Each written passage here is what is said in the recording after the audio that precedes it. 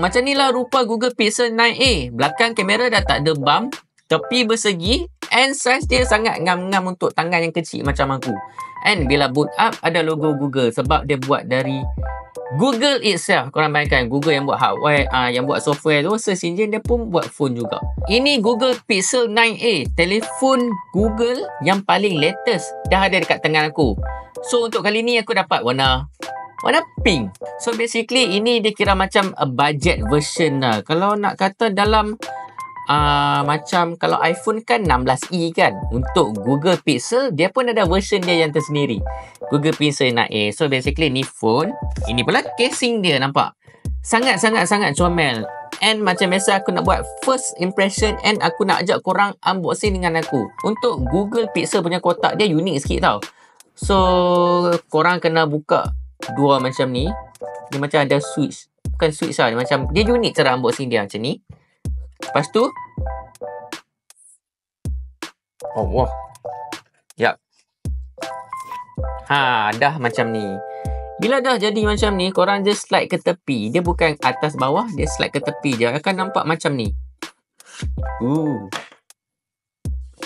Very minimalist, very unique. Aku suka betul dengan dia punya design kotak dia. And kita buka, dalam ada apa?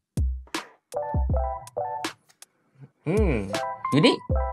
So aku boleh katakan ada dua kamera kat sini. Nampak? Dua kamera. Lepas tu kat dalam kotak dia ada the phone itself.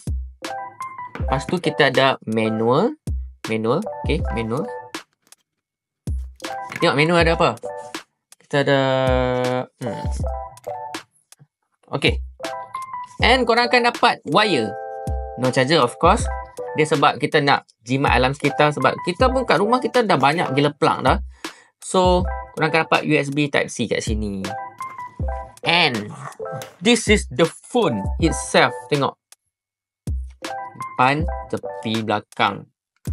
Unboxing lah dulu kan. Sikit je. Aku tak nak koyakkan sebab aku OCD. Awesome. Kita on dulu. Aku punya first impression, dia sangatlah kecil. Untuk tangan yang saiz kecil macam aku, memang sangat ngam-ngam. One hands operation je. So dah on. Nampak ada logo Google kat sini. Ini nampak Google. Macam ni lah rupa Google Pixel 9a. Belakang kamera dah tak ada bump, tepi bersegi, and size dia sangat ngam-ngam untuk tangan yang kecil macam aku.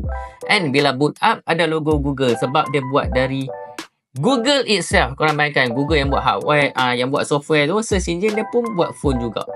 So welcome to your Google Pixel. Macam ni rupa dia.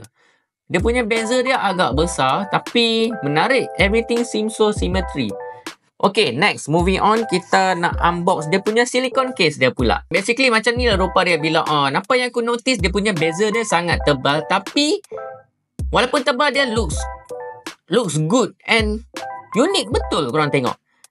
Tengok, no more bump. And aku nak pasang dia punya casing dia pula. So, ini casing dia, warna pink. Very nice, very cantik. So, let's move on untuk unboxing. Buka, and then dia balut dengan kertas.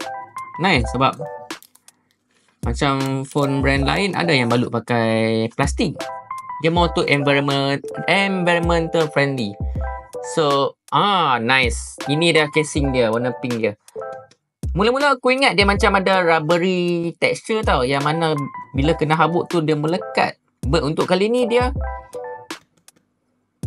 plastik, but dia masih mengekalkan feeling bila korang pegang casing getah tu. And untuk casing ni kali ni aku percaya kalau kena habuk dia dah tak melekat, sebab dia bukan material yang jenis melekat tu tau. Macam mana nak cakap material dia macam kalau korang pergi bahagian mainan, dia banyak ada dekat material-material yang macam mainan kanak-kanak. Nice. So meaning aku boleh katakan ini lebih tahan lasak. And material belakang dia macam before this, tak silap aku, dia ada macam bulu-bulu tau. Tapi kali ni dalam fully plastik. So Let's pasang. Sini. Pasang. Tengok, pasang.